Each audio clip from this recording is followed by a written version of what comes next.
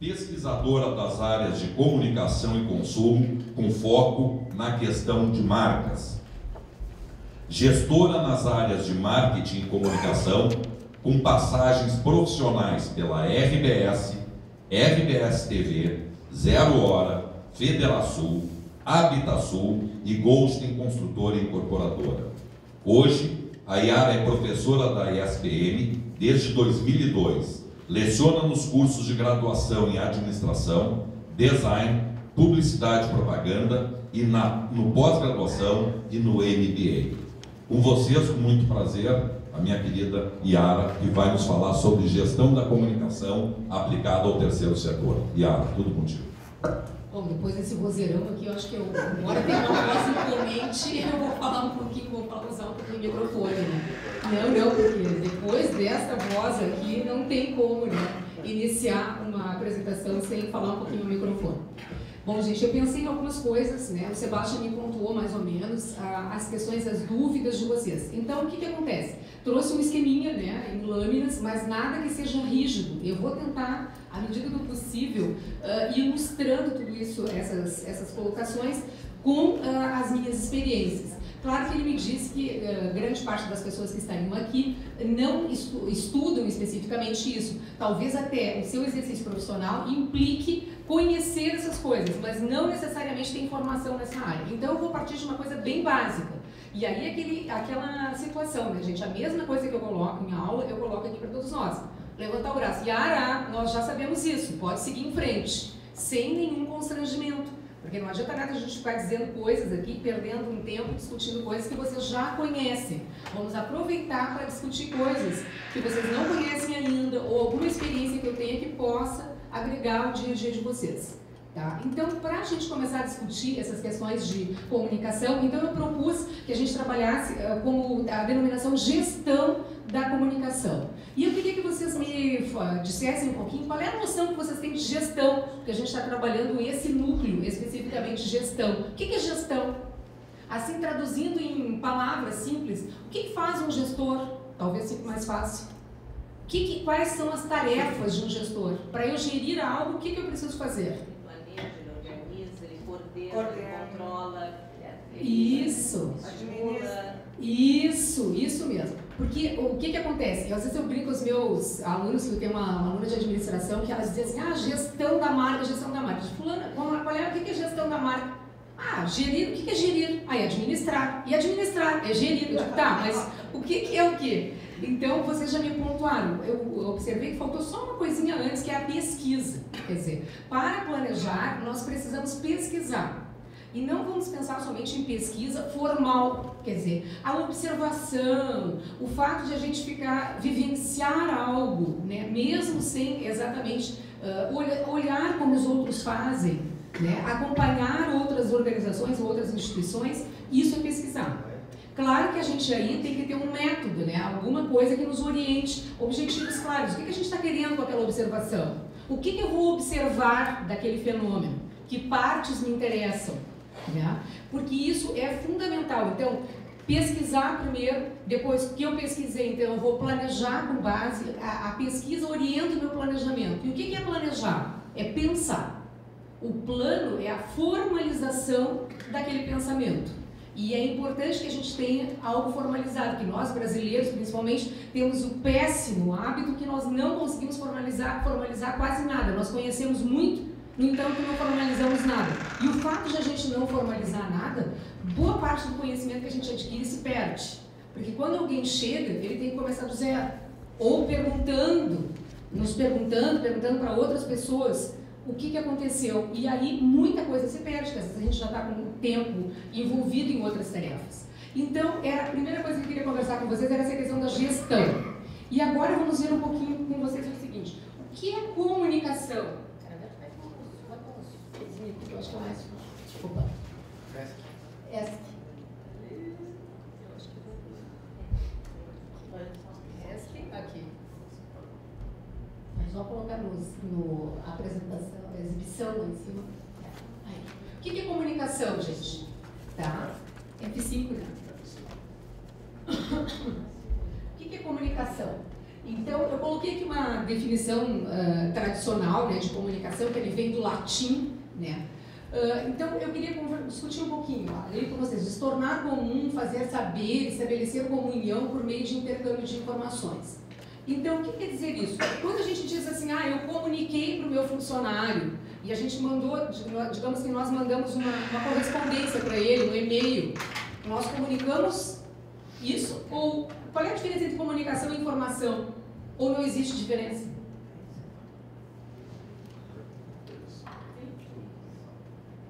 Acham que tem? Então, qual é a diferença, gente? A informação, ela é o quê? Ela segue num único fluxo. Eu, emissora, né?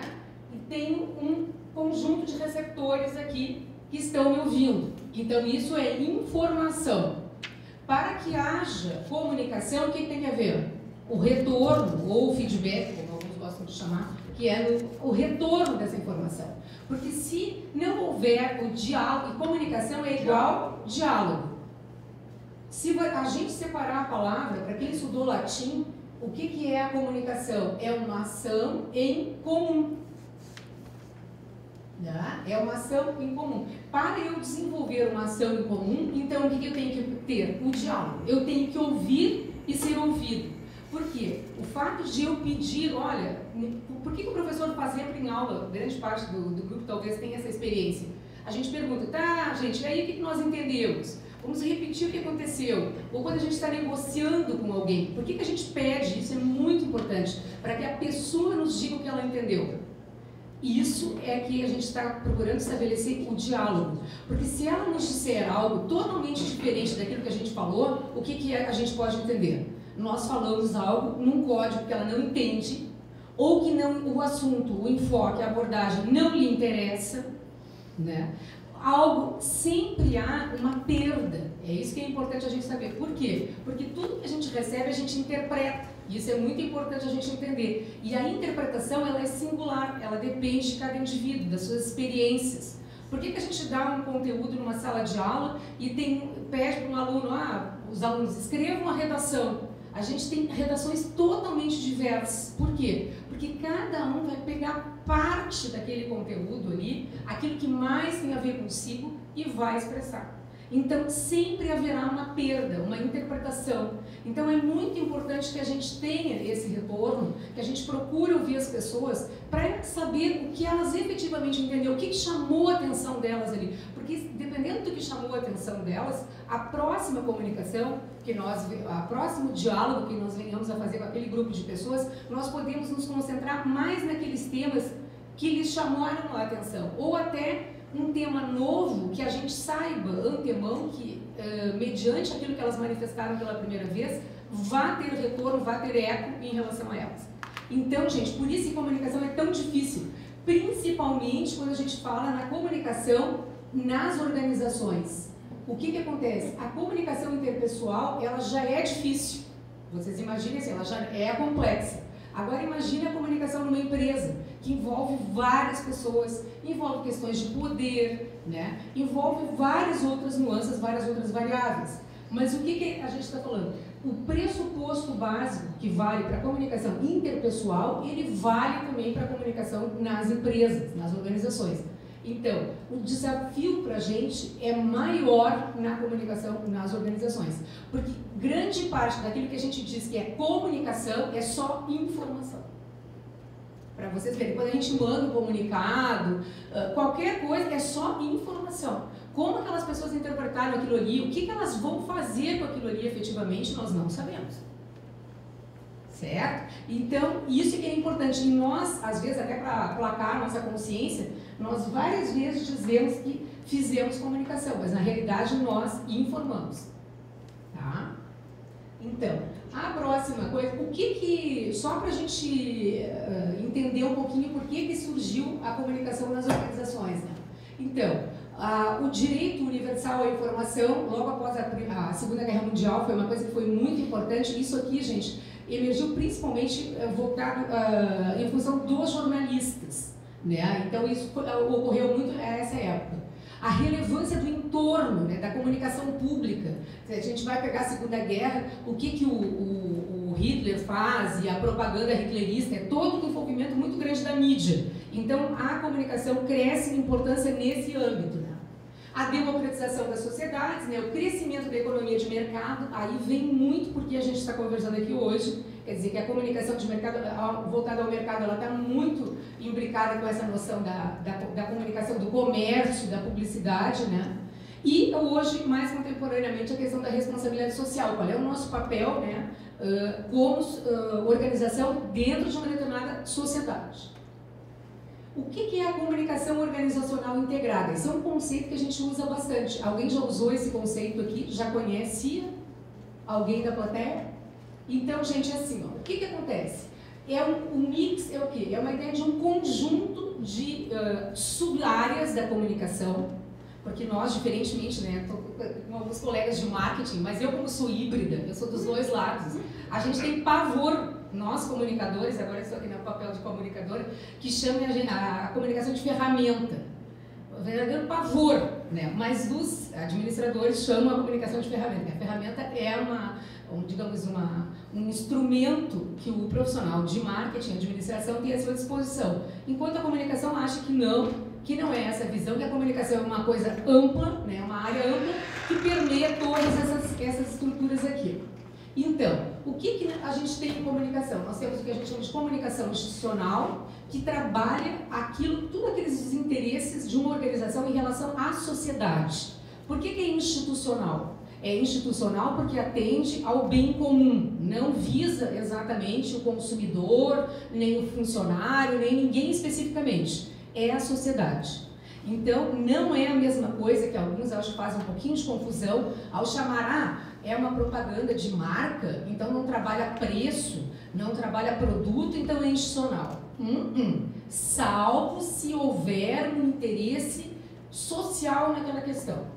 Digamos que aqui na escola se desenvolve um trabalho, digamos, para atender a comunidade carente aqui da região, ou para profissionalizar a comunidade carente aqui da região. Ok, não é um público com o qual a escola esteja diretamente ligada naquele momento. É o bem-estar da sociedade. E é aqui que se enquadra muito as organizações do terceiro setor. Este é o papel delas, trabalhar muito essa questão aqui do bem-estar, do bem comum, e não exatamente de um determinado grupo. Depois, gente, tem a comunicação interna, e a comunicação que a gente chama de comunicação administrativa. O que é isso para a gente entender? A comunicação numa empresa, ela tem fluxos. O que é fluxos? Eu tenho de cima para baixo um fluxo, quando o dirigente manda alguma informação, alguma coisa para a base, né, de colaboradores. Eu tenho fluxo ascendente. Esse é o mais difícil, que é o quê? A base vai falar para quem está acima. Nós aqui, no caso, profissionais de comunicação, temos uma responsabilidade muito grande, que é o quê? Que é propiciar os canais, os meios para que essa comunicação se realize. Porque senão, gente, essa aqui nem comunicação é, concordam comigo, de acordo com o que a gente viu no início, é só informação. Esta aqui, sim, é a real, é o feedback, como a gente diz. Então, o que a gente tem que fazer? Criar mecanismos para que esse tipo de fluxo aconteça. Depois nós temos o fluxo na horizontal, que nas empresas comerciais, digamos assim, é às vezes complexo, porque muitos jogos de poder, muita disputa, então nem sempre os pares falam como deveriam falar, ou pelo menos na quantidade, na dimensão que deveriam falar. Às vezes fica muito aquela coisa departamentalizada, cada um defende o seu e ninguém pensa no todo. E tem ainda o que a gente chama de comunicação fluxo de comunicação na transversal ou circular, que em geral é muito pertinente a empresas de pequeno porte ou consultorias que trabalham por projeto. Então, tu tens lá num projeto pessoas de várias áreas, independente do nível hierárquico que elas estejam trabalhando. Por que é importante a gente entender isso? Isso aqui é uma banalidade, isso aqui a gente sabe. Se vocês observarem o fluxo predominante de uma organização, vocês conseguem saber como é que é a comunicação. Porque se predominar só o de cima para baixo é organização tipo quartel, muito hierarquizada, muito fechada, e é claro que quem for trabalhar a comunicação nessa organização não pode propor algo assim que seja do 8 a 80, vai ter que pensar em aos poucos ir tentando mudar isso. É muito mais difícil em organizações também de grande porte haver esse tipo de comunicação aqui que eu comentei. Por quê? Porque em geral são mais departamentalizadas, né? Eu brinco às vezes que tinha na minha geração, a gente está vendo bastante gente jovem, aqui esse pessoal acho que não brincava com isso. Quando a gente era criança tinha mamãe posso ir quantos passos? E quase sempre sacaneavam a gente, porque os quantos passos aqueles caíam em alguma coisa que não era o que a gente esperava. A organização muito burocratizada, eu brinco, que a mamãe posso ir quantos passos? Quando a gente chega lá no final, aquilo já não é mais importante e já perdemos possivelmente uma oportunidade. Então, as organizações mais burocratizadas, e na área da educação, é muito pertinente isso, estou falando que tem muita gente de educação, então a gente pode fazer uns paralelos, tem muito isso, sabe? É muito burocratizado em geral, é difícil às vezes a comunicação fluir, né? Então, esse tipo de comunicação aqui, esse tipo de fluxo, né, gente? Por que em organizações menores funciona? Porque as pessoas se unem muito mais, não em função do poder que elas têm, ou do cargo que elas têm, mas em função daquela atividade, do que elas precisam fazer naquele momento.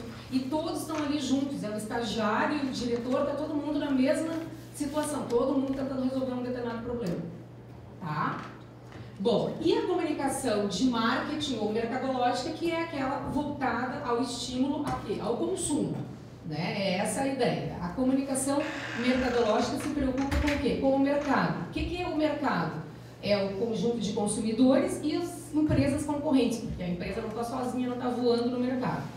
É essa a ideia. Então, quando a gente fala em comunicação, nós estamos falando dessas três formas de comunicação. A institucional, a mercadológica e a interna. Ainda em relação à comunicação interna, eu tenho certeza que vocês já ouviram falar as outras denominações. Além dos fluxos de informação, a gente tem o que a gente chama de redes de comunicação. O que é a rede? Formal, que é formada pelos dirigentes, né, que se comunicam com os seus colaboradores, que estabelecem o diálogo. E tem a comunicação informal, que alguns conhecem como rádio peão, rádio corredor, fofoca, que nome vocês queiram dar. Mas os sinônimos são vários. Agora, quanto mais, gente, nós gestores não cumprimos o nosso papel, aí vem o meia-culpa aqui, mais vai virar fofoca, rádio corredor ou rádio peão. Que a gente diz, é o funcionário que faz isso. Não é o funcionário. Nós é que deixamos de fazer a nossa parte. E aí, é claro, quando a gente aparece um boato, uma coisa, o boato é muito mais forte do que qualquer, entre aspas, verdade que a gente queira colocar. Querem ver uma época que prolifera isso? Nós vivemos os vários momentos desses, assim. Nós pegamos uma época terrível, que eles chamamos de downsizing, é redução dos níveis hierárquicos de uma organização. Claro que pegaram, deturparam esse conceito e transformaram em programa de demissão de funcionários. Era outras histórias. Então, o que acontecia? As pessoas eram pavor aquilo, porque nem sempre os dirigentes sabiam o que iria acontecer efetivamente. Mas como não havia uma comunicação clara, nem no sentido de dizer, olha, estamos com problemas, vamos ter que demitir gente, nem nesse sentido havia. Então era assim, cada dia era uma coisa, aquilo dá uma letargia na empresa, todo mundo está tão apavorado, por medo as pessoas não vão a lugar nenhum. Então, o que acontece? Isso não é privilégio da empresa A, B, C ou D. Todas têm. Todas têm. Então, a comunicação interna, gente, não há como eliminar, nem é nosso papel, nem é nossa intenção eliminarmos a rede informal. Não é isso que a gente está aqui para dizer, eu estou aqui dizendo isso. Não, a gente tem que reconhecer o valor da rede informal. Uma conversa, uma coisa, às vezes vale muito mais qualquer coisa, porque ali as pessoas se expõem muito mais. Ela está se expondo em relação para um amigo, para uma pessoa que ela conhece. A gente tem que acompanhar essas coisas. O que nós não podemos é deixar de cumprir o papel como gestores e depois de achar que quem está errado é o funcionário que faz determinados comentários. Se alguém toma uma decisão na empresa onde a gente trabalha, a gente vai para o cafezinho comentar com outro colega. Olha, o que tu achaste? Olha isso. Alguns vão ser favoráveis, outros vão ser contra. Isso é uma coisa natural da vida. Só que a gente não pode passar por aquele tapa-olho e achar que não. Aí, se só vingar essa, gente, só vingar a rede informal, a empresa vira palco de boataria o tempo inteiro. Por quê? Porque a outra comunicação não funciona. Porque se a outra comunicação funciona, essa não tem muito sentido. Não tem, se eu estou sabendo o que está acontecendo, e várias vezes eu já consegui comprovar que aquele grupo de gestores, quando diz algo, é aquilo mesmo, não vai me chamar atenção esse tipo de coisa. Não vai, isso não vai ter efeito sobre mim. Agora, se for o contrário, claro que sim, qualquer coisinha vai aparecer. Se nós não formos transparentes como gestores uma vez, podem ter certeza que aquilo vai rendendo por um bom período. Pelo menos enquanto aqueles funcionários permanecerem ali. E a tendência é que até depois que eles saem, há resíduos, né? Então, isso que eu queria esclarecer a vocês. E isso tudo funciona junto. É claro que se a gente tiver uma comunicação muito interna, muito boa, né, muito afinada, reconhecendo esses fluxos, reconhecendo as redes, quem são os líderes internos, é óbvio que isso vai se refletir em todo o resto, né, gente? Porque não adianta a gente fazer uma embalagem bonita se o produto, o que está dentro daquela embalagem não é bom. Sabe? Em serviços, que é o que a maioria de nós trabalha aqui, e vamos trabalhar certamente, até porque o briefing que o Sebastião me passou são instituições do terceiro setor, então o nosso trabalho é serviço, né, em prol da sociedade. Ainda que elejamos algum segmento, é a sociedade que é impactada, é em favor dela que nós estamos trabalhando isso. Então, o que a gente tem que ter? Uma comunicação interna muito boa, porque os melhores embaixadores, isso vocês já ouviram várias vezes, não estou dizendo novidade nenhuma, são os funcionários. Os funcionários, quando vão nos representar, eles fazem um papel adequado, a forma como eles se expressam, o carinho que eles têm pela organização, o que eles falam em casa a respeito do trabalho deles. Querem ver, tem famílias que os filhos, a família tem pavor da empresa onde o marido, a esposa trabalham. Então, não é para ser isso, mas na realidade tem muita gente que é isso. Por quê? Porque o funcionário chega em casa tão angustiado, e onde é que ecoa tudo aquilo? Ele está mal-humorado, ele está cansado, o que ele diz? Ah, não, é lá da empresa, ou comenta até coisas para desabafar. A maior parte não é nem funcionário, são voluntários, então é mais ainda. É mais ainda, porque as pessoas estão se doando. Obrigada, Rádio, por me lembrar disso. Então, o que acontece? As pessoas estão se doando, então ela sente que aquilo que ela está fazendo, quer dizer, eu estou fazendo isso em função do quê? Estou doando o meu tempo, a minha energia, o meu trabalho, e nem isso tem. Então, isso a gente tem que atentar muito, porque quanto mais encantadas essas pessoas estiverem, mais, claro, não que elas não vão ter restrições, momentos que tu estás, meu Deus, o que eu estou fazendo aqui? Todos nós temos isso, mas não isso ser maior do que a sua vontade de estar ali e o seu prazer de estar ali. Né? E a nossa atividade quanto educadores, porque na realidade o papel de uma instituição de terceiro setor, eu acho que é muito trabalhar a educação. O que é educar? É orientar as pessoas, é formá-las, é dizer, olha, esse é o caminho mais indicado, esse não é o melhor, esse pode dar lá, esse pode dar aqui. Então a educação é muito importante, essa valorização do sujeito. Entender quem é aquela pessoa, saber as capacidades dela, o que ela pode fazer. Tá? Então, o que é a comunicação institucional? São essas sub-áreas ou essas ferramentas, né, como nós do marketing gostamos de dizer, que envolvem a área de comunicação institucional. A área de marketing envolve a publicidade, o que nós chamamos também de propaganda, aquilo que é pago por um anunciante, né, essa é a ideia. Promoção de vendas, feiras, exposições, merchandising e a venda pessoal. E o que é comunicação administrativa? Aquele processo comunicativo que eu expliquei, os fluxos, as redes formais e informais, e o que a gente chama de barreiras. Barreiras podem haver barreiras até na nossa comunicação interpessoal. Quer dizer, eu usei uma linguagem, um conjunto de palavras que as pessoas não entendem. Ou eu tenho, a pessoa tem um determinado comportamento que me causa... eu não gosto daquele jeito daquela pessoa. Isso é uma barreira à comunicação.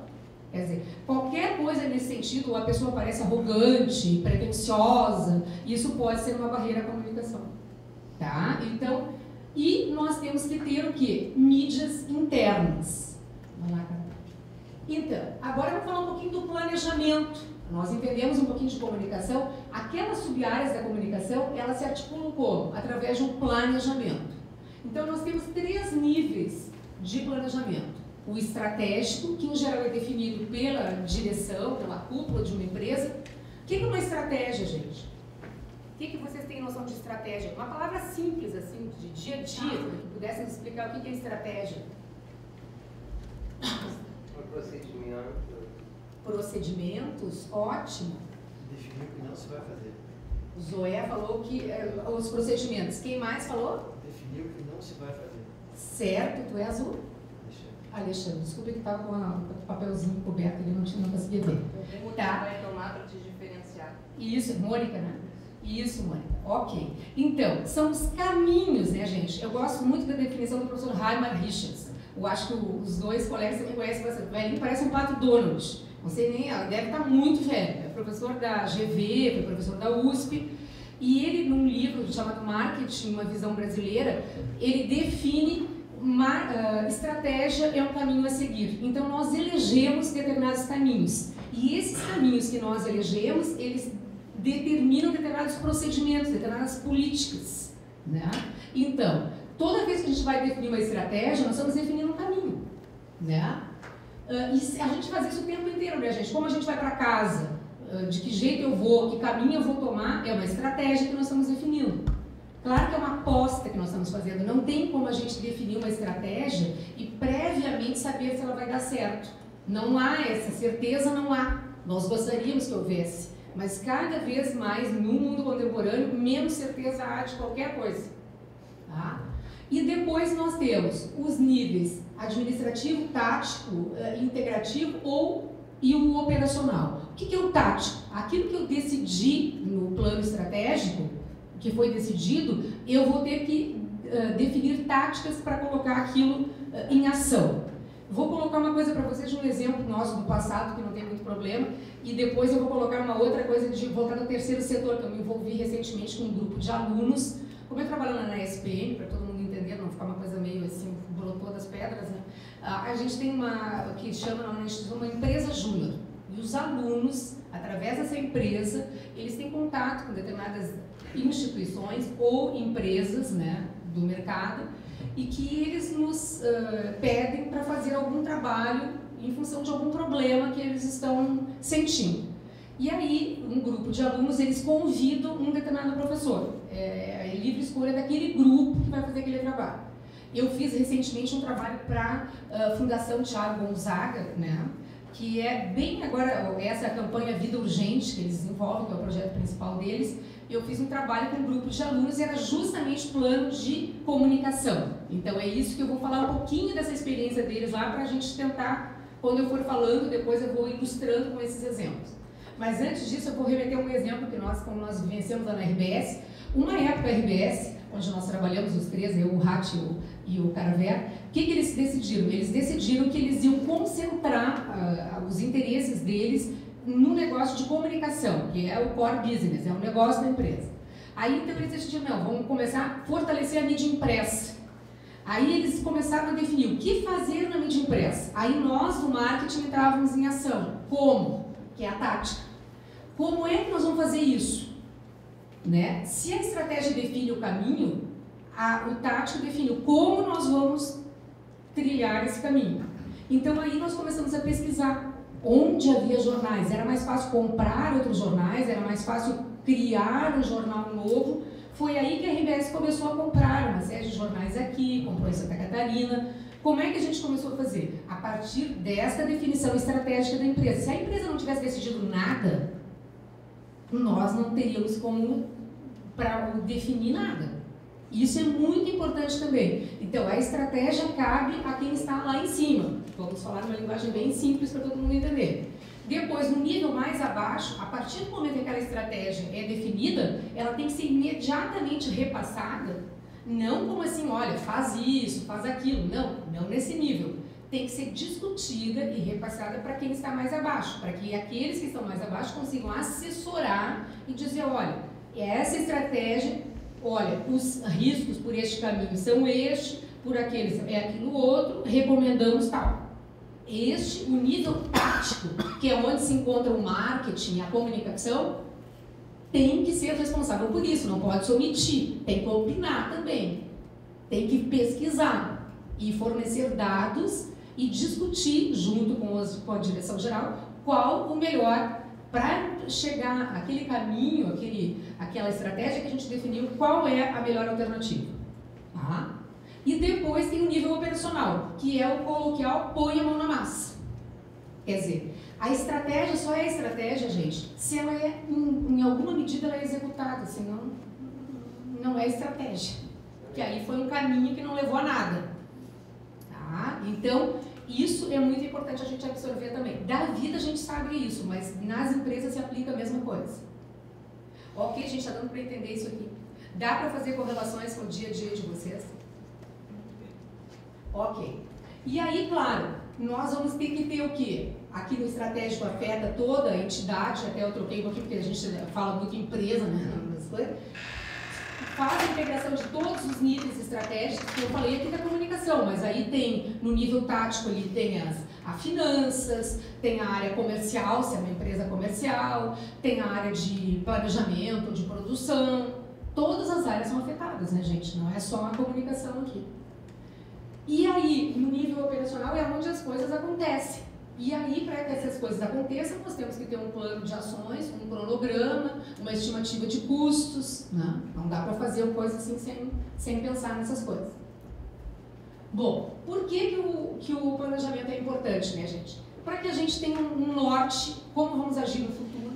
Se a gente não tiver um planejamento, gente, todo mundo diz assim, mas não precisa tanto assim fazer, a gente faz e dá um monte de coisa certa. Mas se dá certo, a gente não sabe nem por que deu certo. Vocês já pensaram que às vezes nós pensamos, sempre nos preocupamos mais, ou tendemos a nos preocupar, né, gente, mais com o que não deu certo, fazer, como a gente diz coloquialmente, caça às bruxas. Por que não deu certo? Mas na realidade nós temos que saber por que deu. A gente já nos perguntamos por que deu certo determinadas coisas, e isso é uma coisa que nós estávamos comentando com a Mônica antes, o Caravera me apresentou a Mônica e ela estava comentando a experiência aqui do Colégio Israelita com algumas atividades como educação corporativa e tudo mais voltada aos professores, à formação de professores. Então, o que é isso? Por que deu certo essa prática? É importante a gente investigar, porque aqueles procedimentos, como a Zoé colocou, que foram adotados dessa vez, talvez eles possam nos ajudar para, num outro momento, a gente adotar os procedimentos similares, aproveitar com aquela experiência. Ou não, tal coisa não deu certo. Então, em que momento não deu?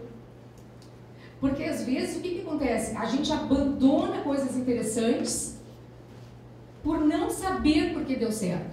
Eu vou dar um outro exemplo de comunicação, tá, gente? Eu orientei uma aluna, há um tempo atrás, ela fez um trabalho da TIM, ela trabalhou nessa empresa de telefonia celular. Aí ela disse que a TIM fez 2 eventos iguais, praticamente. Um deles foi um sucesso, era tipo um festival de música, para todo mundo entender do que eu estou falando. Foi perfeito o primeiro, maravilhoso. O segundo foi feito pelas mesmas empresas, os cuidados foram os mesmos e foi um fracasso. Como explicar essas coisas? Eu digo, olha, aí até como ela não dispunha de material suficiente para fazer essa análise, porque teríamos que ter muitos documentos para tentar analisar porquê, ter alguns porquês, possivelmente não foi um só, foram vários, mas ter alguns porquês, por que aquilo não deu certo? Então essas coisas todas, elas têm que ser investigadas pela gente, né?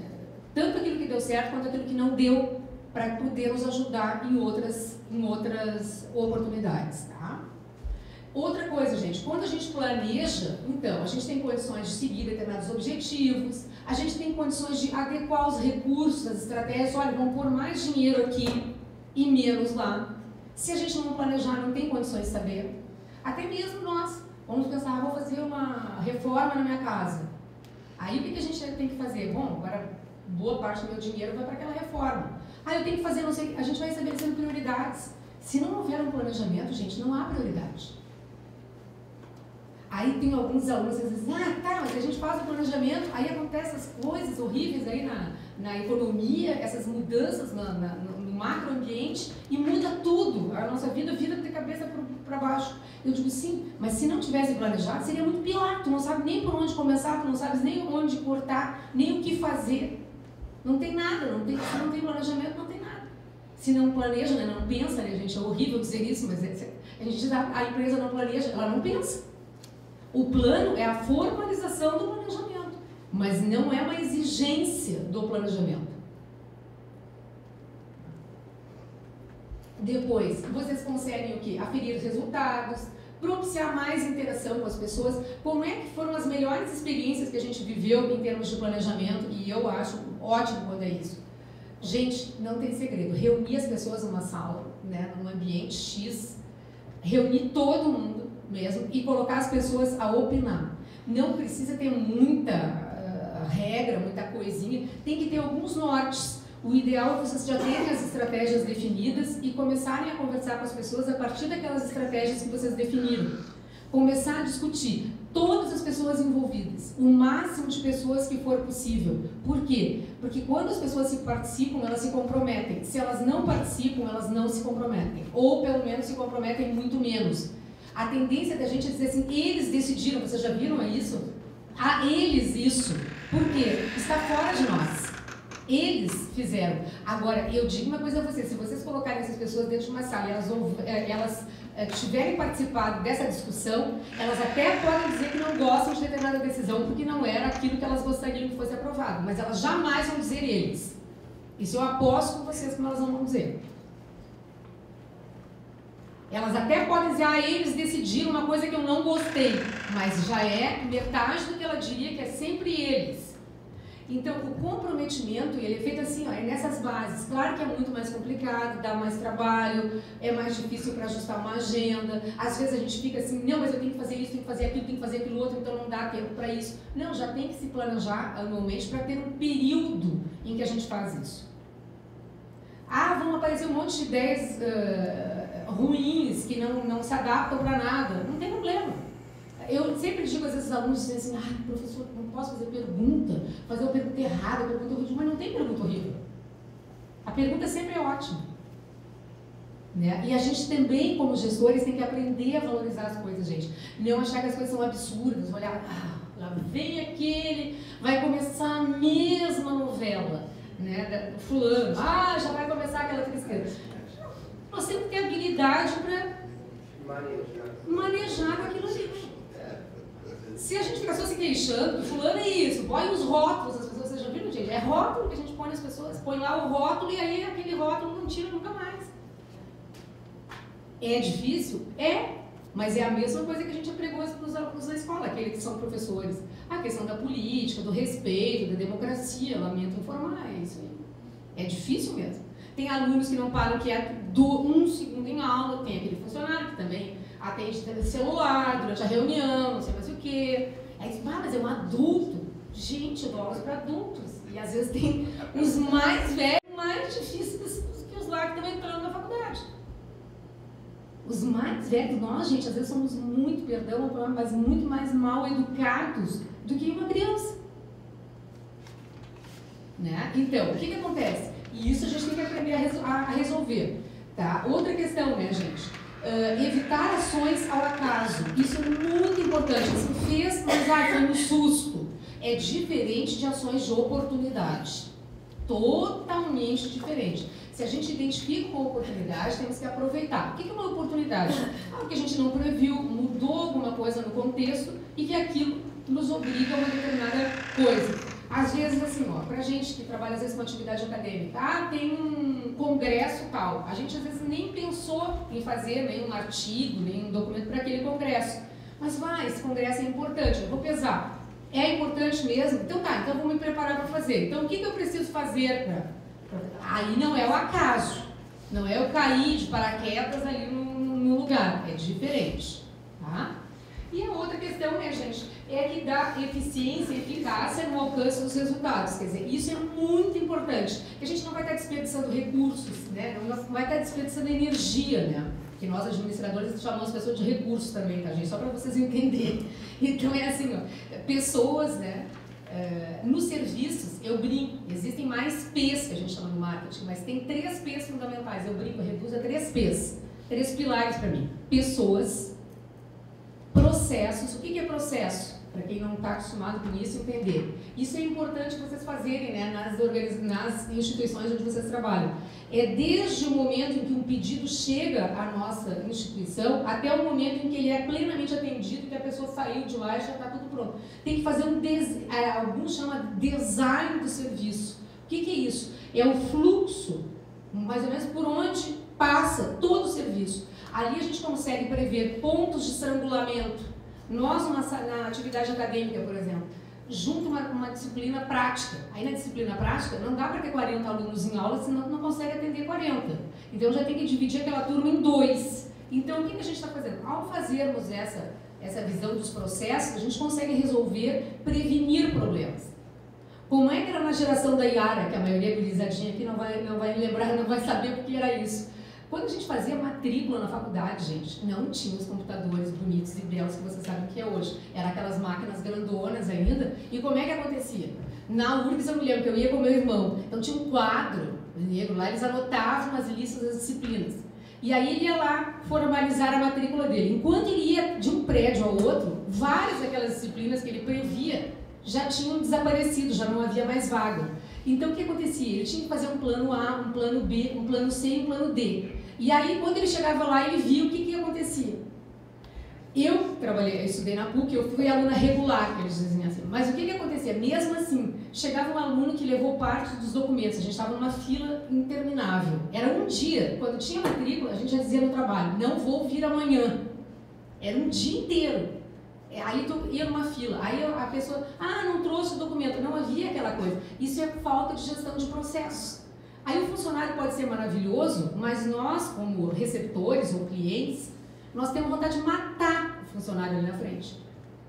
Tudo que ele fizer não vai compensar o desconforto que é aquilo. Aí, resultado, vocês têm uma fila num determinado setor, vocês já devem ter visto isso, e os outros lá de braço cruzado olhando a paisagem. Tá. Então, o que a gente está vendo nisso? Problema de gestão de processos. Então, e a outra questão são as evidências físicas, que é o place, o lugar. Então, o que é evidência física?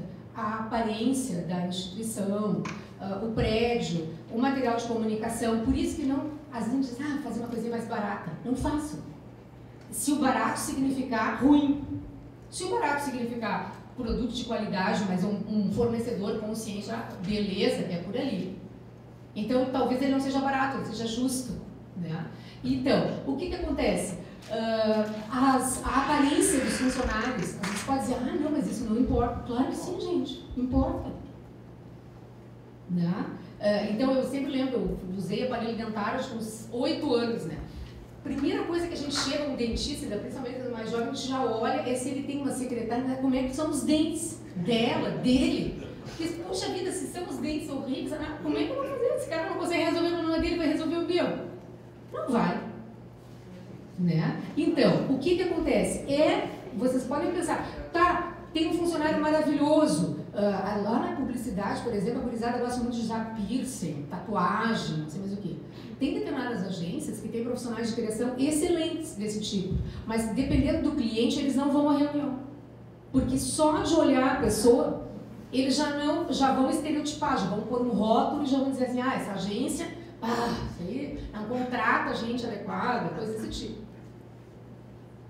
A forma como a gente se veste, tanto no sentido de estar, é vestir-se adequadamente para os ambientes onde a gente vai estar. Né? O que acontece? Nós trabalhamos numa empresa que era veículo de comunicação. Então, quer dizer, o jornalista que vai cobrir o esporte, ele não pode terno e gravata, não vai se sentir confortável. Às vezes ele saía dali, então nós que trabalhamos isso, nós chamamos roupa no carro, a unidade móvel, né?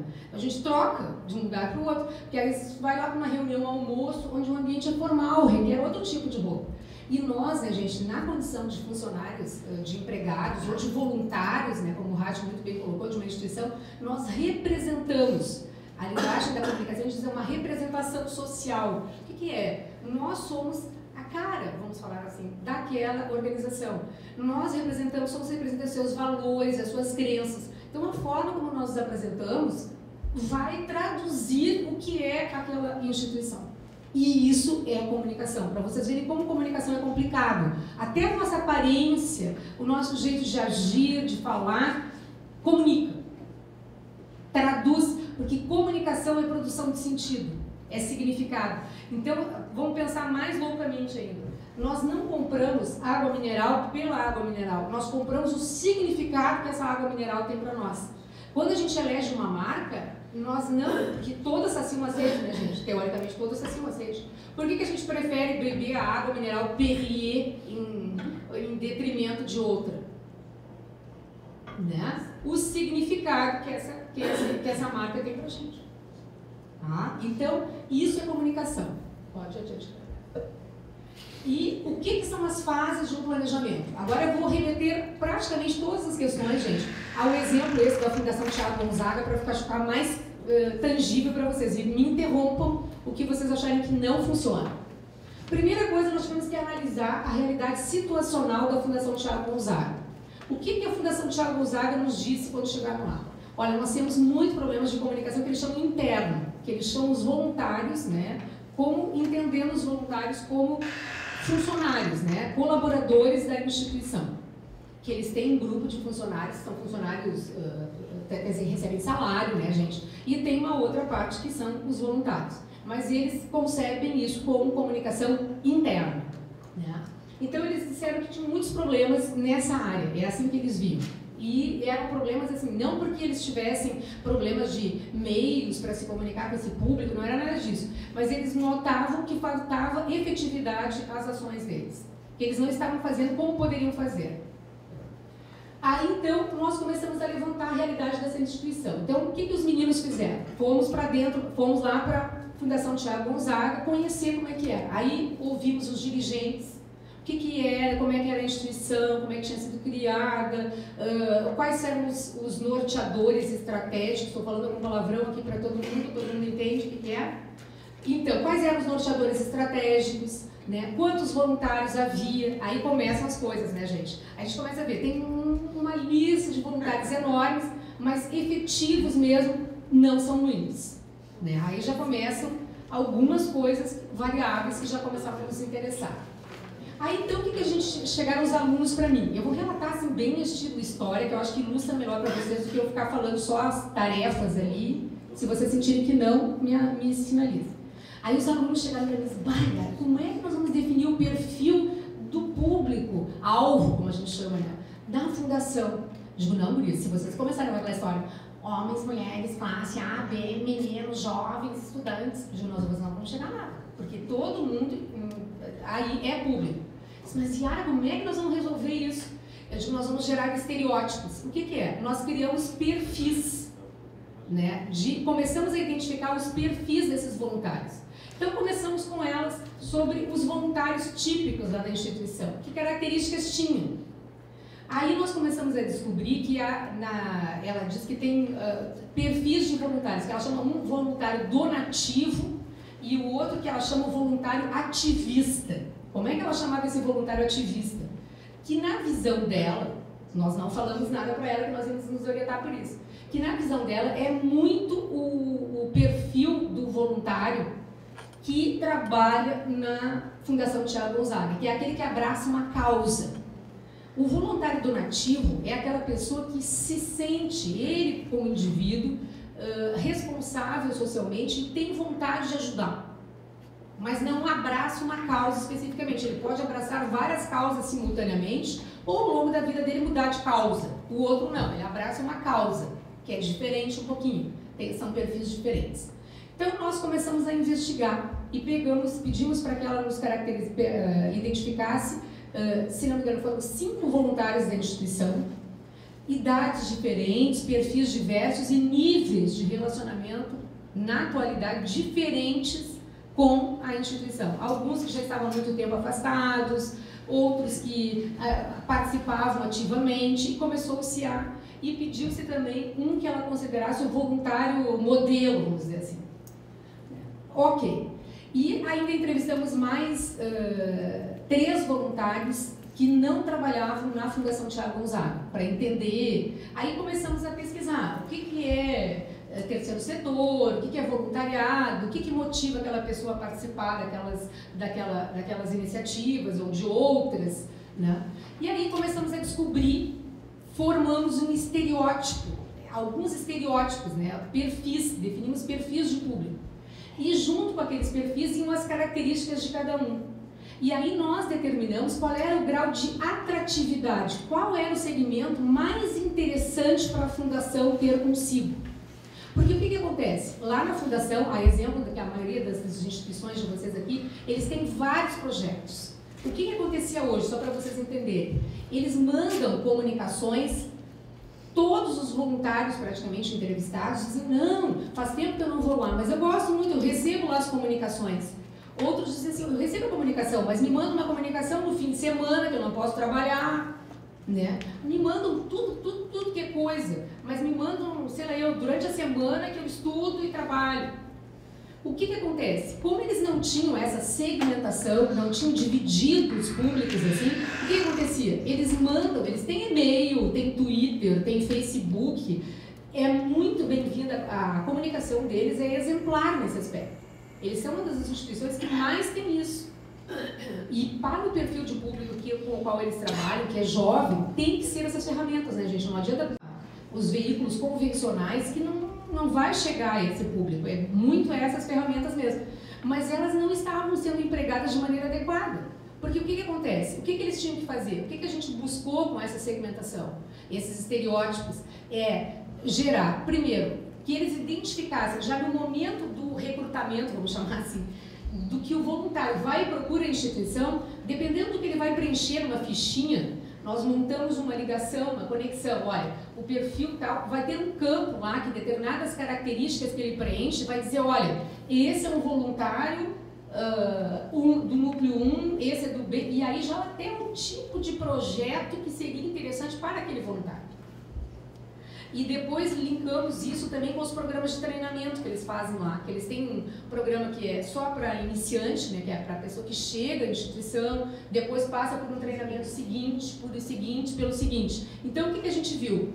Para que eles se integrassem dessa maneira e começassem a desenvolver, então tudo sairia dessa segmentação inicial que se fez. Então, qual era o problema deles? Eles diziam, nós sabemos que era esse o problema, mas não sabíamos como fazer isso. Então, o que a gente determinou? Aqueles segmentos já dariam condições para eles saberem encaminharem o voluntário para o projeto A, B, C ou D, define o tipo de comunicação que eles devem mandar para cada um, então o voluntário não vai mais receber comunicação se ele não pode trabalhar no fim de semana, né? E ao mesmo tempo, como nós previmos que aqueles dados, né, fossem atualizados uma vez por ano, para também não colocar de 2 em 2 meses, ser uma meta inatingível, porque aquilo demanda coisa. Então, uma vez por ano atualizar. Por quê? Porque a pessoa muda de status, né? Ela vai, se é um jovem, ele vai se formar, ele vai passar a ter outra relação com a instituição. Né? Então, o que acontece? E ao mesmo tempo, previmos programas de retenção de voluntários, né? O que era? Eleição do voluntário destaque, ter líderes entre os voluntários, coisa que eles não tinham, né? Ter líder por projeto, porque esse líder, o que ele faz? Ele facilita a comunicação, ao invés de a instituição ter que se comunicar com 1000 por vez, ela vai poder usar daquele interlocutor, daquele líder, né, para que ele mesmo possa repassar as informações. E aí sugerimos mais uma coisa, que esse líder fosse eleito pelos voluntários.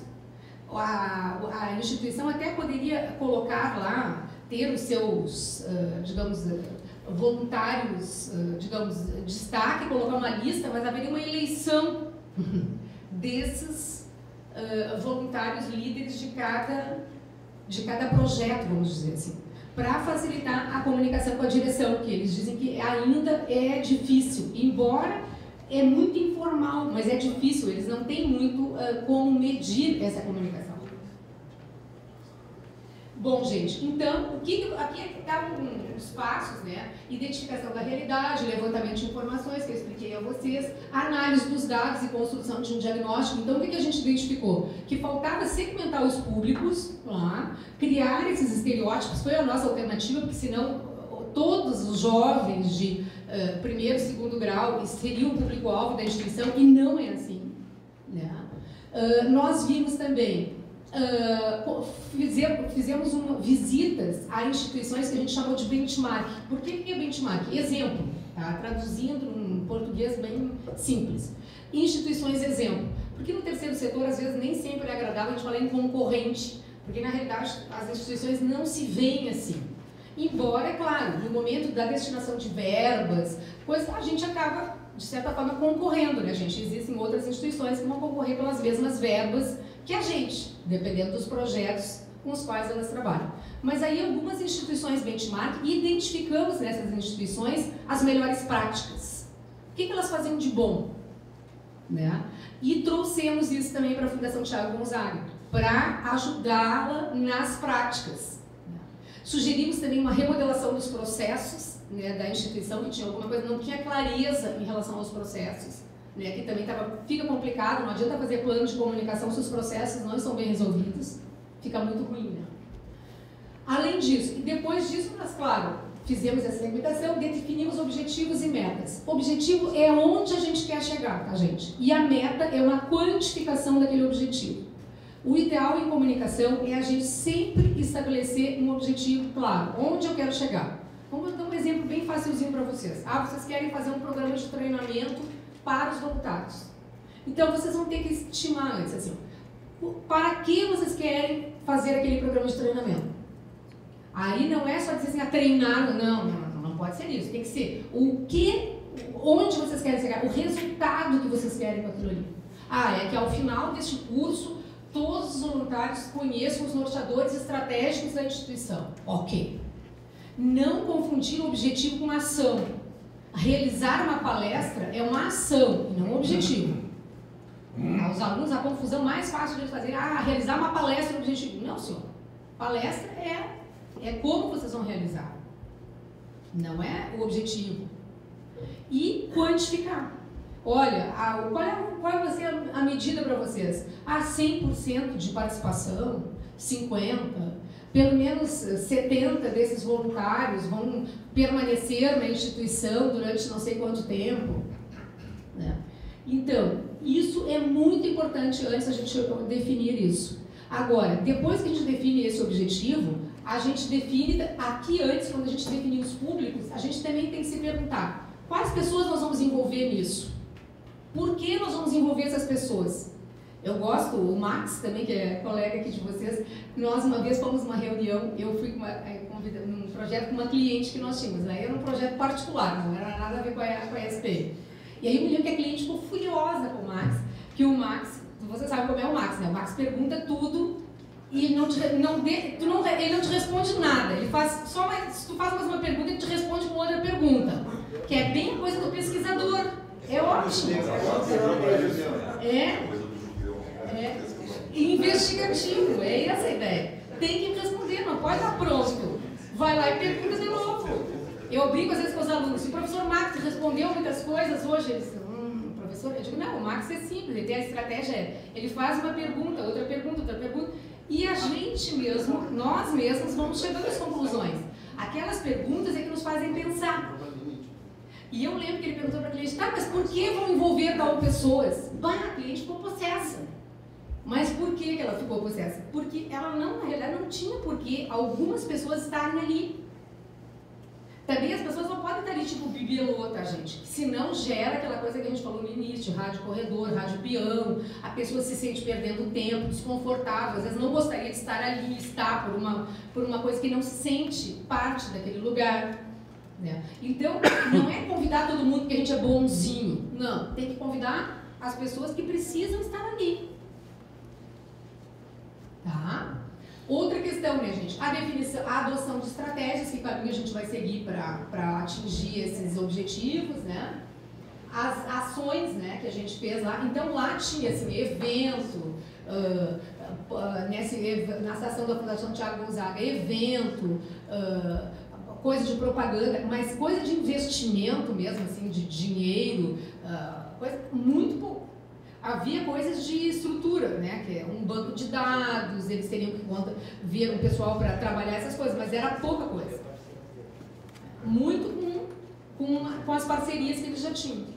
E a instituição é muito bem vista, né, gente, pelos voluntários e até mesmo pelas outras organizações.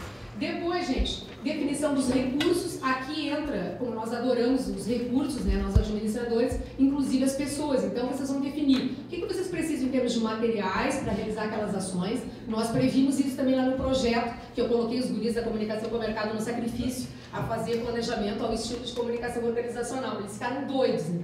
Mas adoraram fazer assim. Então, eles tinham que determinar quais os materiais que a instituição precisava. Não, esqueçam aquela carta ao soldado desconhecido que nós do marketing gostamos de fazer, né? Vou falar que eu vou assim.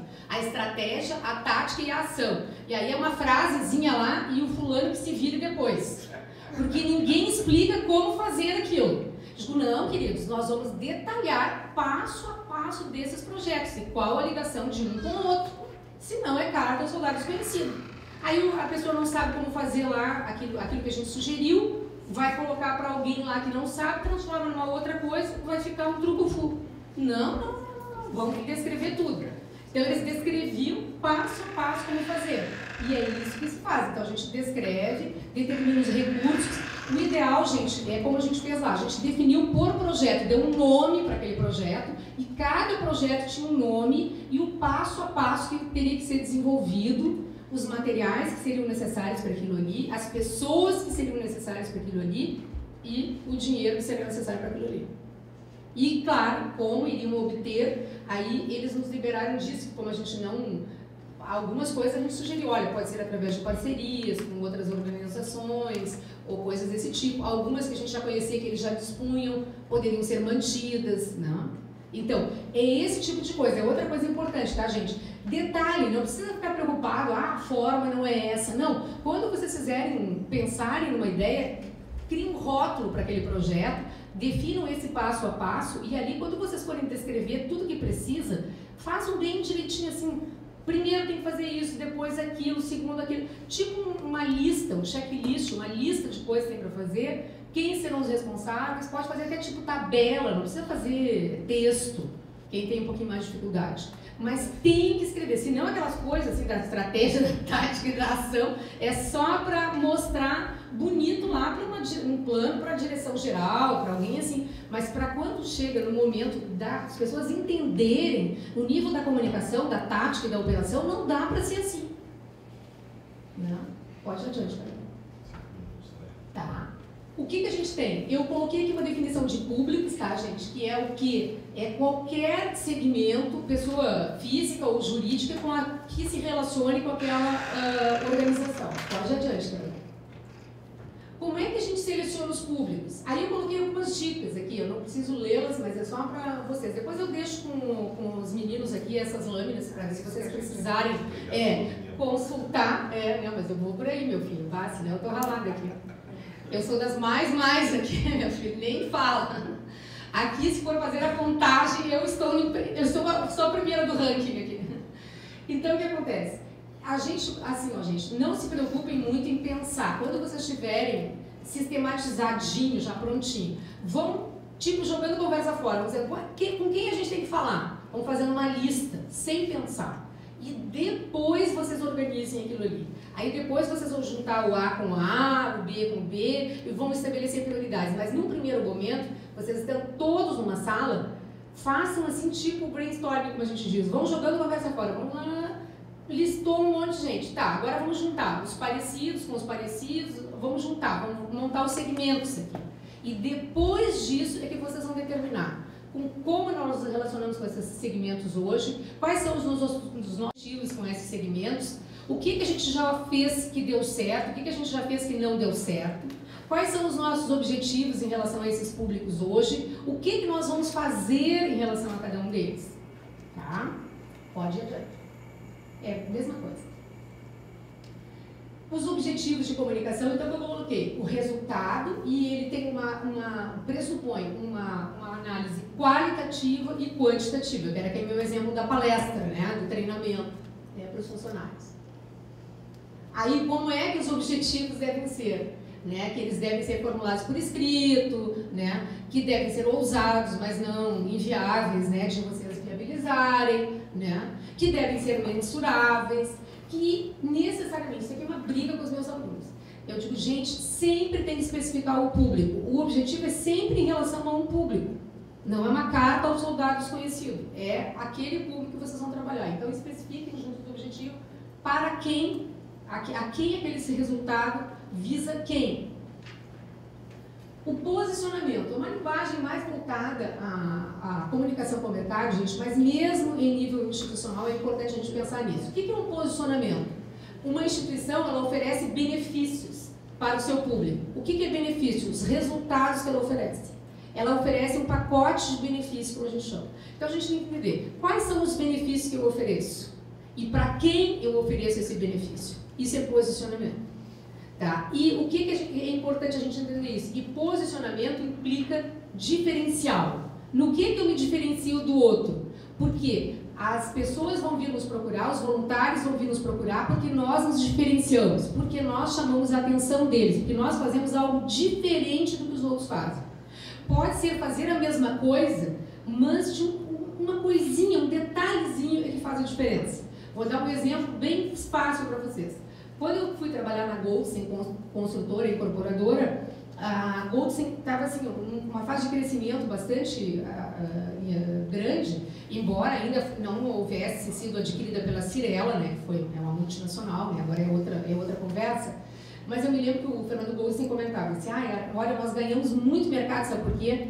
Porque a empresa tem uma imagem, né, um conceito no mercado de uma empresa muito sólida e muito séria e que cumpre prazos.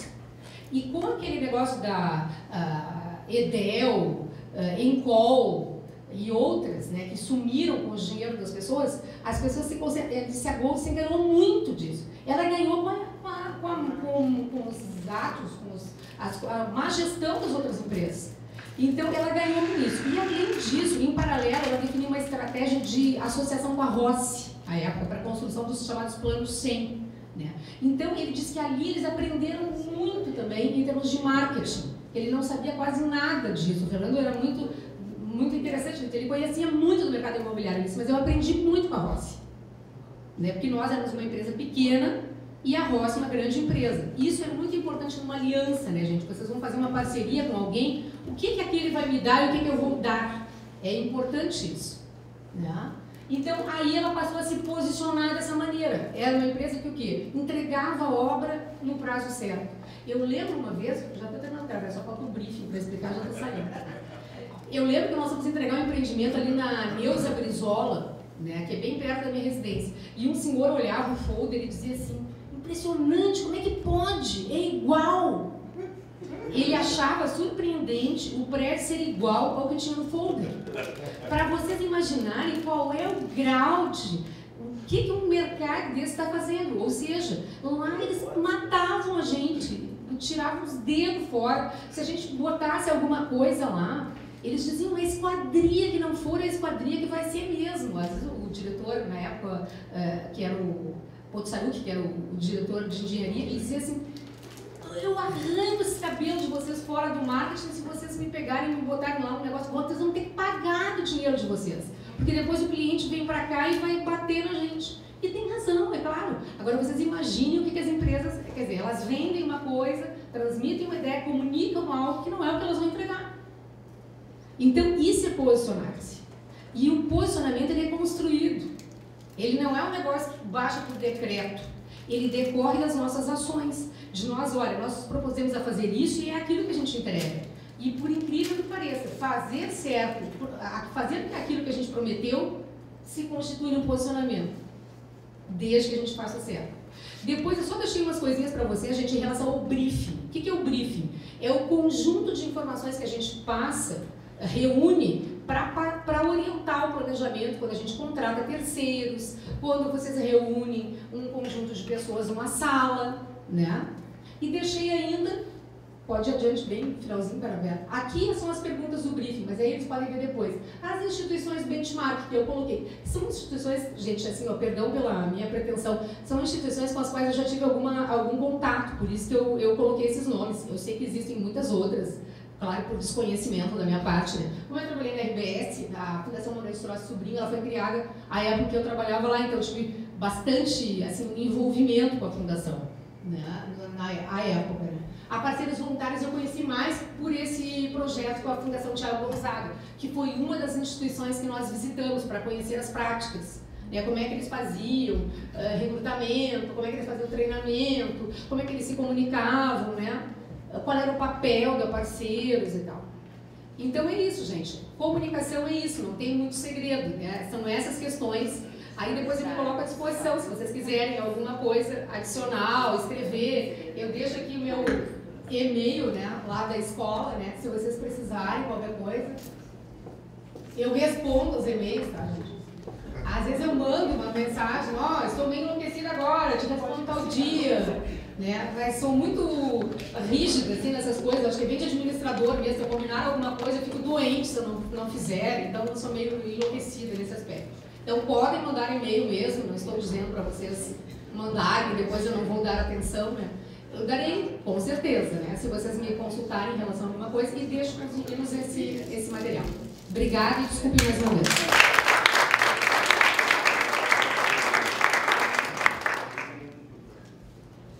Bom, nós vamos dar início às perguntas e eu vou abrir a sessão de perguntas. Primeiro, solicitando uma informação da Yara, que é como as nossas instituições podem fazer parte do projeto que às vezes tu coordena na ISPM para ser instituição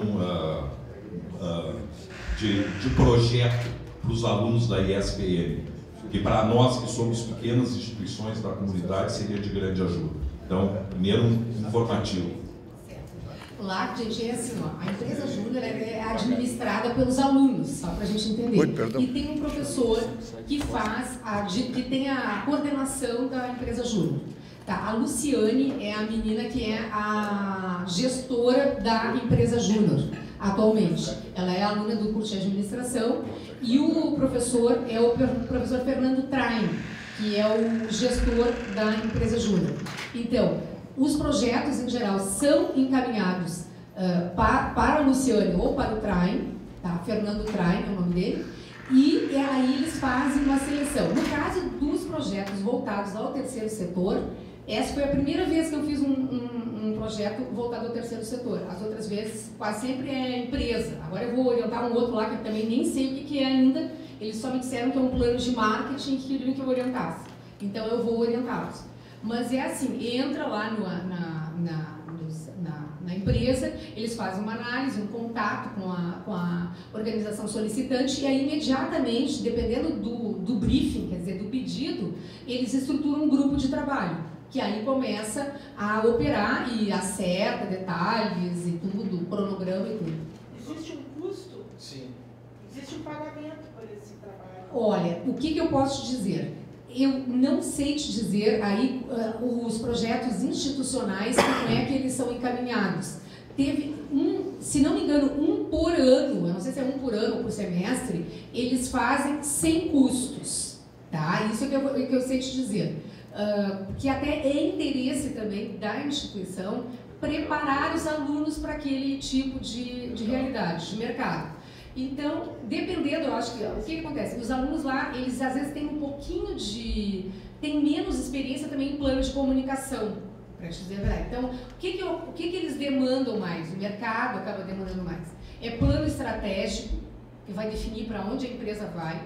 Plano de negócios, que é um plano para montar a empresa, para criar uma empresa. Ou ainda um plano de marketing, que voltado a lucros, vendas, por um período X. O mais comum é plano de marketing estratégico, ou pesquisa de mercado para avaliar uma situação específica. Então, os planos de comunicação, eles ficam mais assim, não tão experientes.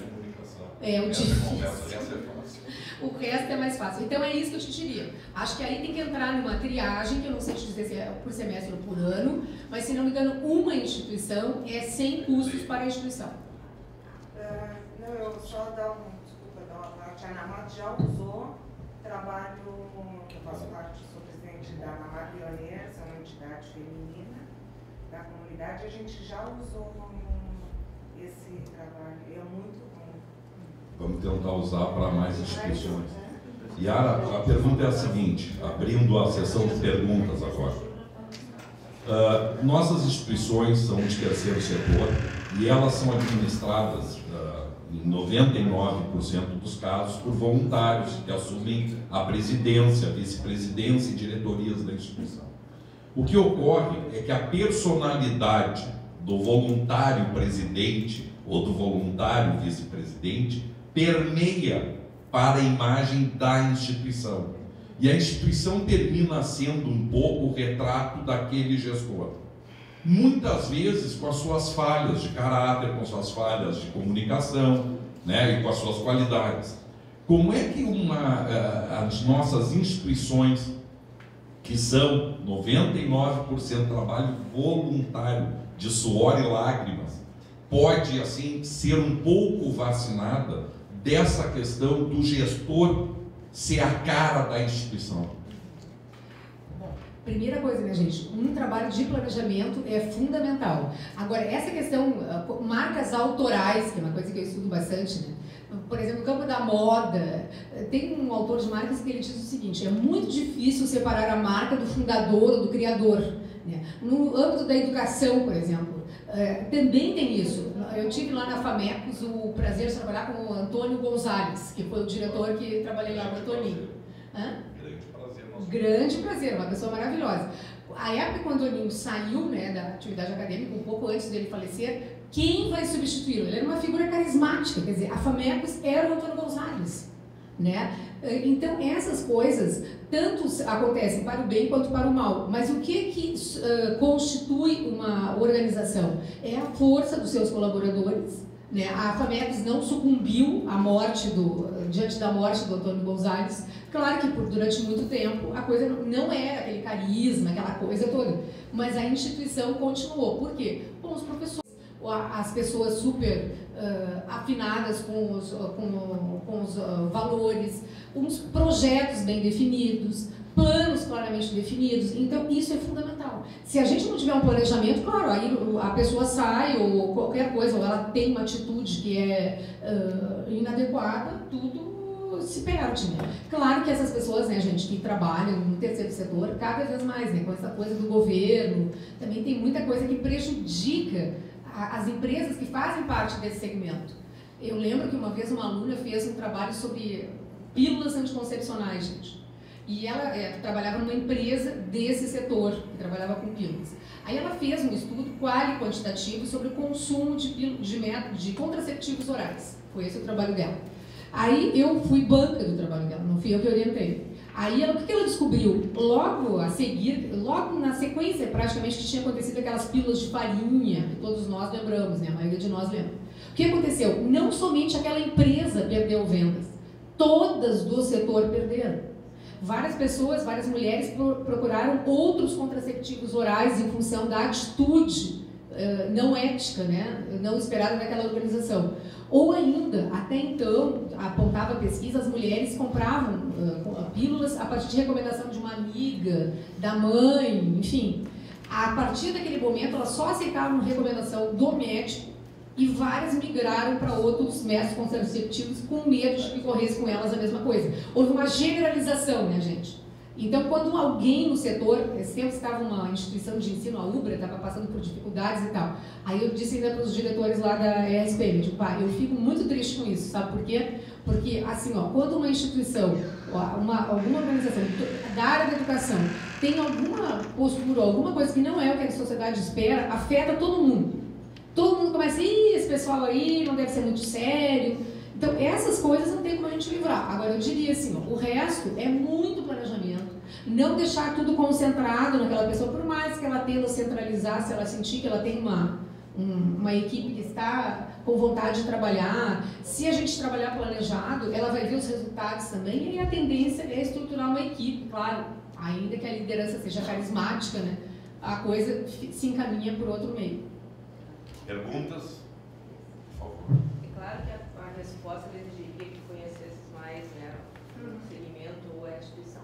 Mas no caso de uma instituição que opera com nicho de mercado, que orientações tu daria, além de que os gestores, especialmente o pessoal que pensa em estratégia de comunicação e marketing, se ocupassem de pesquisa e marketing de relacionamento, que outros indícios tu darias assim para fazer sucesso em instituições que trabalham com nichos de mercado?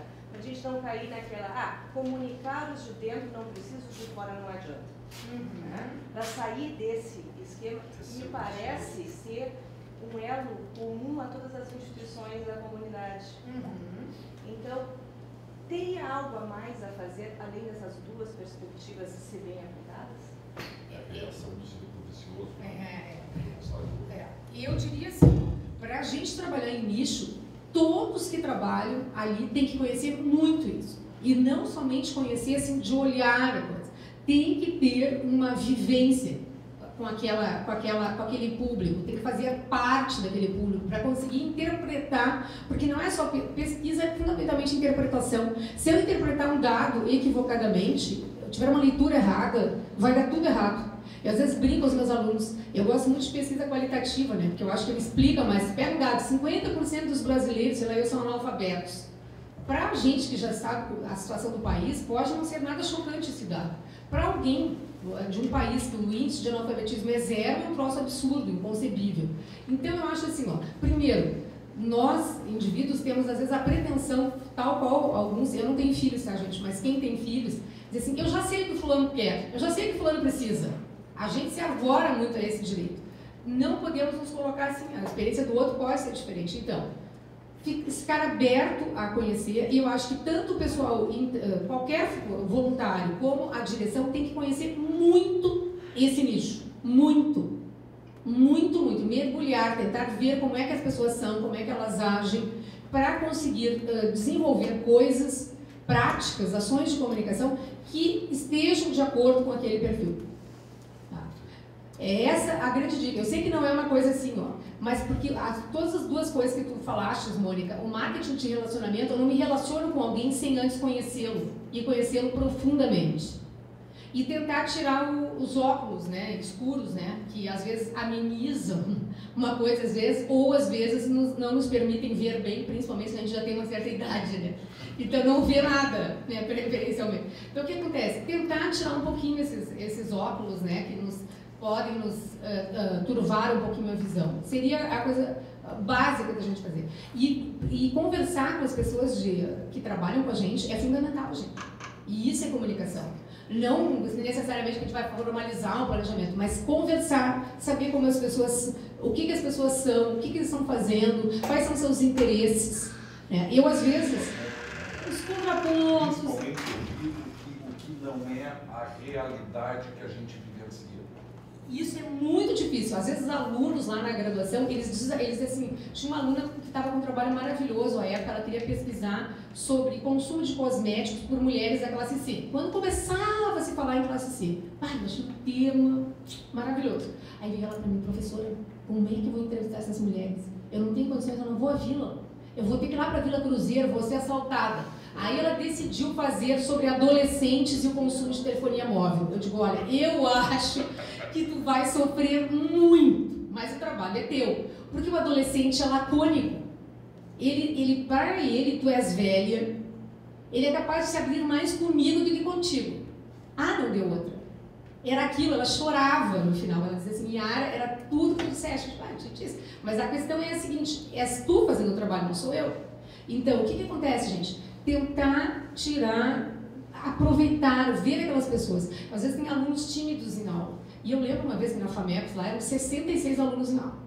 Aí tinha uma aluna que sentava quase sempre na segunda, terceira fileira. Ela nunca faltava a aula, sempre sentava na mesma posição. Aqui, Mônica, pelo teu projeto, eu teria que me readequar. Às vezes eu faço umas coisas assim, porque eu não guardo as pessoas por estereótipo, assim, o baixinho, o altinho, não consigo. Eu tenho que guardar aquela pessoa em função de uma história dela. Senão, não tem jeito, eu não guardo o nome, não adianta.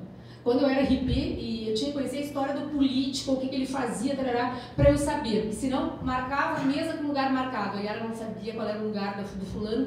Podia dar com um rato morto na minha cabeça, não acontecia nada. Então, o que acontece? Eu mais ou menos me fixo, peço para eles se apresentarem no primeiro dia de aula. Aí eu disse, fulana, faltaste a minha aula no último dia, o que aconteceu? Ela disse assim, mas a senhora notou a minha ausência? Eu digo, mas é claro que que sim. Eu noto sempre quando vocês estão ausentes. Às vezes eu passo lá pelo faixa e digo, e aí, fulano, matando a minha alma, hein? Aí eles, não, mas que isso? Então, o que acontece? Essa menina, a partir daquele dia, ela passou a participar de todas as minhas aulas. Ela sentava bem na frente, continuava sentando no mesmo lugar.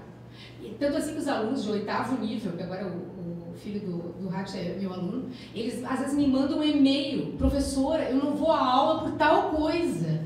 Eles se desculpam por não ir à aula. Mas o que acontece? É a importância que a gente dá a cada um. Então, eu te diria, Mônica, se há uma regra, eu te diria que nicho, massa, ou qualquer coisa, e nicho muito mais ainda, tem que estar muito próximo, em primeiro lugar, das pessoas, dos voluntários que trabalham ali na instituição. Essa é a número 1, porque eles são a instituição. Não é o dirigente que é a instituição, eles são a instituição. Então, se a gente conseguir fazer isso, dentro, claro, das 1000 responsabilidades que a gente tem, criar práticas que permitam isso, eu te diria que o risco de vocês errarem é praticamente nulo. Eu te diria que não existe. Deixa só um minuto, eu acho que é importante, assim, ó, não me cabe fazer a palestra, mas como a gente trabalhou muitos anos juntos, a Yara é uma especialista em quebra de paradigmas, né?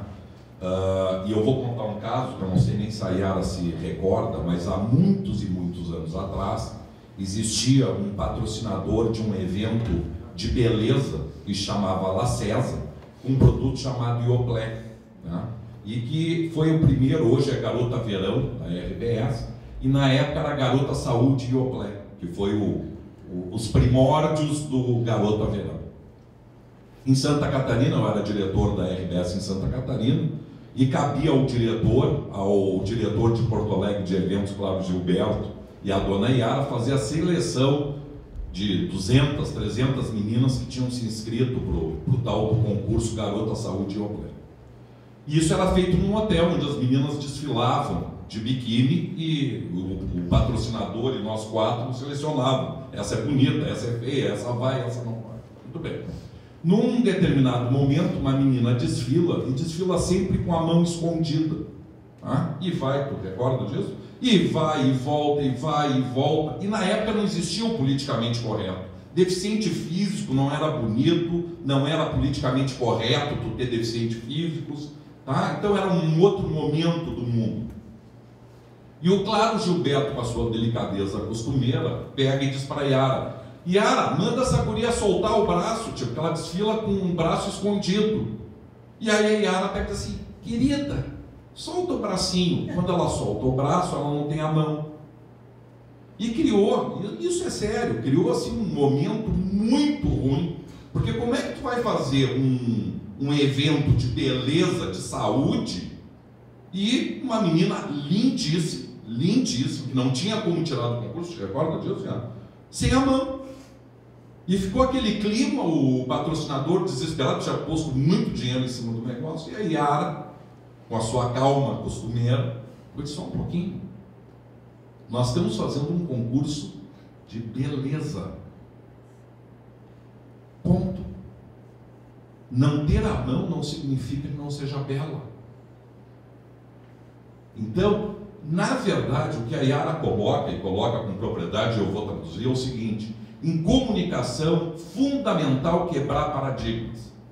Nós temos que ter condição de olhar a coisa de outro viés, porque nós, na gestão de nossas entidades, nós olhamos sempre da mesma forma a mesma coisa. É importante a gente se colocar na posição de outro lado, de outras posições, e enxergar de outra maneira. E o concurso foi, a menina desfilou, foi um sucesso, graças a uma quebra de paradigma. Só isso, só para lembrar uma historinha nossa. Por favor. Pode voltar alguns slides até o primeiro sobre público? Se eu souber. Talvez fosse o caso de ampliar essa definição para envolver aquelas pessoas que não sabem que podem ser beneficiadas pela instituição feminina, ou pelo colégio, ou até pela federação. Claro, mas aí neste caso, o que acontece? Mesmo sem conhecer, a partir do momento que a instituição sente que pode fazer alguma coisa extraordinária por aquele público, ele já passa a ser um público. Não, mas ele não se considera afetado, porque ele não sabe quem está sendo Não, alvo de um trabalho dessa instituição. Mas o que acontece? A pessoa é afetada, a partir do momento que tu vais decidir um trabalho, olha, me interessa essa pessoa automaticamente, o fato de tu pensares isso, já vai ser afetada.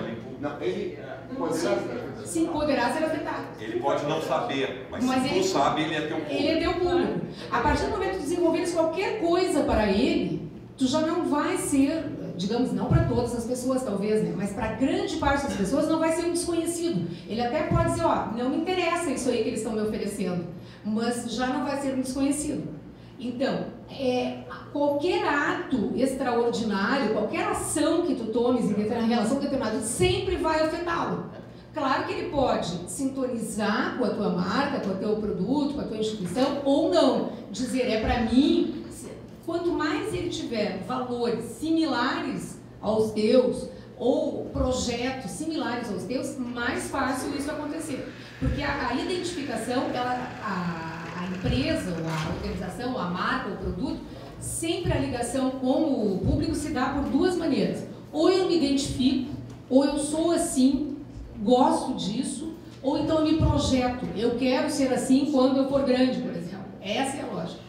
Outra maneira não existe. Se a pessoa disser assim, isso não é para mim, não gosto disso, se for uma atitude muito forte, muito desfavorável, é muito difícil mudar. É muito difícil mudar. Só ajudar. A lógica pode afetar ou se considerar. Aí é outra. Pessoal, porque na verdade, isso aqui, existem muitas vezes produtos e serviços que ninguém conhece. Então, por exemplo, como é que eles podem ser afetados, se consideram afetados, que ninguém conhece?